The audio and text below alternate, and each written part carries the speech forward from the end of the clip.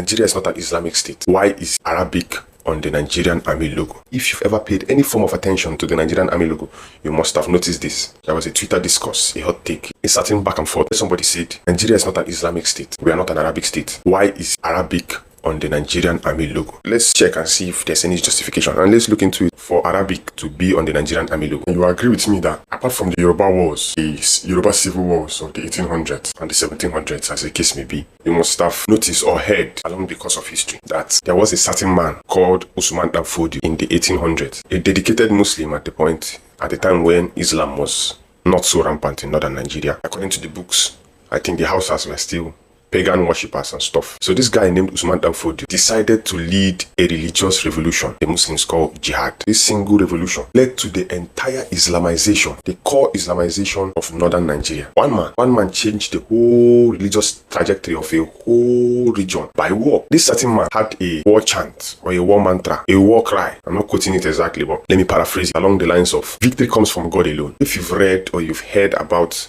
this history, you find that in as much as you can argue the cruelty of that particular history, you cannot argue that it is a significant turning point in the history of our geographical location called Nigeria. Now, a war history as rich as Usman Dan Fodio's conquest of northern Nigeria, I don't think we should see it as Islamization. It's a part of our history. In America, Destiny Manifest, the movement of the American frontier from the East Coast down into the interlands, down into the West Coast. If you've read American history or you have any idea of American history, that manifest destiny was a huge part of American history. In as much as you cannot deny the cruelty of that exercise, the aim of that exercise was to occupy, but it is an intricate part of that geographical location. It is a significant moment in the history of that geographical location. Manifest destiny of America, the Reconquista of Portugal. You cannot deny the cruelty in that Reconquista, the Christianization of the whole Iberian Peninsula. You cannot deny the cruelty of it, but can you deny its part in history? No, you cannot deny that it is a significant part, a very, very significant part and a turning point in the history of the Iberian Peninsula, both Portugal and Spain. So this chant gives every single person that observes it, when I say observe, not sees it and say, oh, Arabic, why Arabic? Everybody that observes that logo will be taken back in time, will be taken to a point in history where such a significant event happened. We underrate the effects of what Usman Dan Fodio did. He changed the whole course. The reason why you have people in the north today swearing that Islam is the #1 religion. The only reason why today you have